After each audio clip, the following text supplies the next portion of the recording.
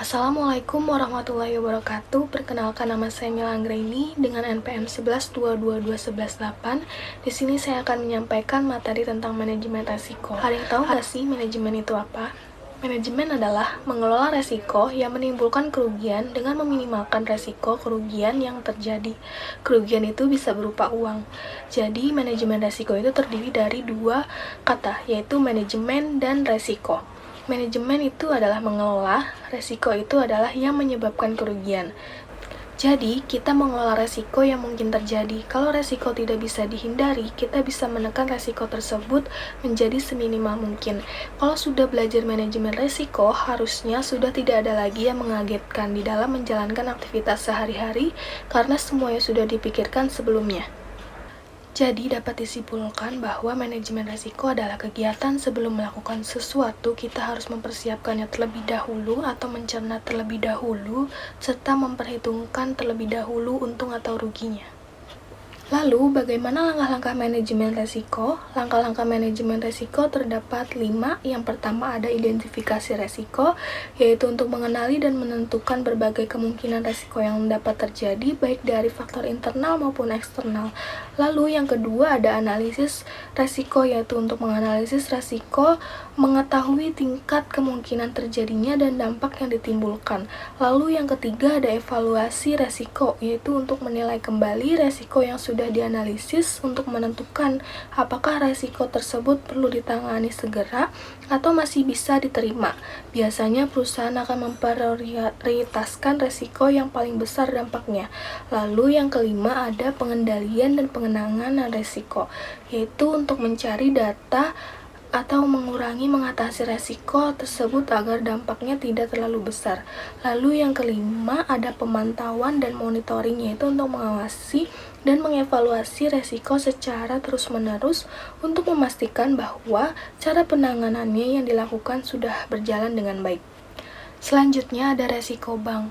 Ada berapa sih resiko bank? Yang pertama nih ada kredit, yang kedua ada pasar, yang ketiga ada likuiditas, yang keempat ada operasional, yang kelima ada hukum, yang keenam ada kepatuhan, yang ketujuh ada strategi, dan yang kedelapan ada reputasi. Kenapa reputasi ditempatkan di akhir? Karena kalau salah satu resiko dari bank ini jelek, maka reputasinya akan menurun dan tidak akan dipilih oleh masyarakat. Nah, untuk kolektibilitas terkait resiko kredit, kolektibilitas kredit terdapat 5 kategori. Yang pertama ada kolektibilitas 1, yaitu tepat waktu, lancar. Kolektibilitas 2 yaitu dalam perhatian khusus dari rentan waktu 1-90 hari.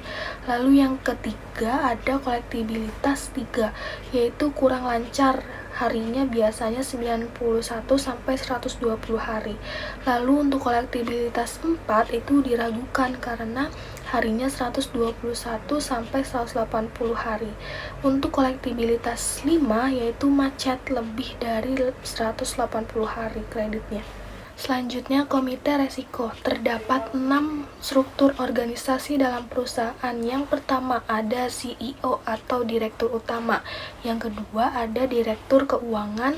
Yang ketiga ada direktur pemasaran. Yang keempat ada HRD atau sumber daya manusia. Yang kelima ada produksi. Dan yang keenam ada direktur resiko.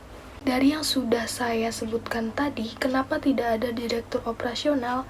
Tidak adanya direktur operasional disebabkan karena fungsi operasional dalam perusahaan telah terbagi ke dalam masing-masing departemen sesuai dengan karakteristik dan kebutuhan yang berbeda.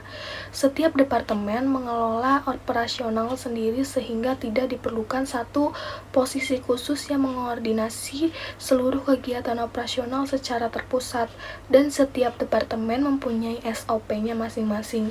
SOP itu apa? SOP itu standar operasional prosedur. Kalau di bank, sesuai dengan surat edaran Bank Indonesia, harus ada direktur resiko. Apa tugas direktur resiko? Yaitu untuk mengurusi 8 resiko yang terdiri dari kredit, pasar, likuiditas, operasional, hukum, kepatuhan, strategi, dan reputasi. Jadi, 6 orang yang sudah saya sebutkan tadi itu masuk ke dalam komite resiko.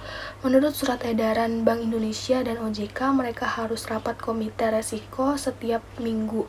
Apa yang dibicarakan dalam rapat komite resiko yaitu 8 resiko bank, karena bank mengelola uang rakyat. Kalau mereka tidak rapat mingguan, mereka akan ditegur oleh OJK yang dapat mengakibatkan bank tidak boleh beroperasi lagi. Direktur bank ada 2 rapat, yaitu yang pertama ada rapat komite resiko dan yang kedua ada rapat ALKO. Rapat ALKO adalah komite asset ability. Di dalam komite ALKO yang dibicarakan salah satunya yaitu posisi keuangan bank yang dilihat dari neracanya. Tabungan dan pinjaman ini yang akan dibicarakan oleh rapat ALKO. Sekian materi yang dapat saya sampaikan. Terima kasih.